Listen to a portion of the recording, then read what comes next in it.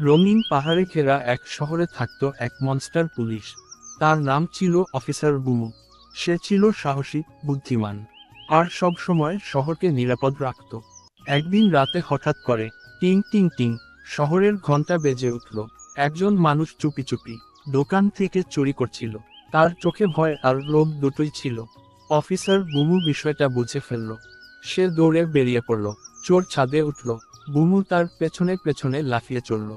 রাস্তায় শুধু ছায়া আর আলো। শহর জুড়ে উত্তেজনা। হঠাৎ করে চোর একটি সরু গলিতে ঢুকে পড়ল। ঠিক তখন অফিসার বুমু বলল, থামো, অন্যায় করে কেউ পালাতে পারে না। চোর হোঁচট খেয়ে থেমে গেল। অফিসার বুমু তাকে ধরল, কিন্তু রাগ করল না। সে শান্তভাবে বলল, ভুল করলে শাস্তির আগে শিক্ষা দরকার। চোর লজ্জা পেল। সে সব চুরি করা জিনিস ফিরিয়ে দিল। সেই দিন থেকে শহর আবার শান্ত হলো। শিশুরা শিখল সাহস, সততা আর ন্যায়।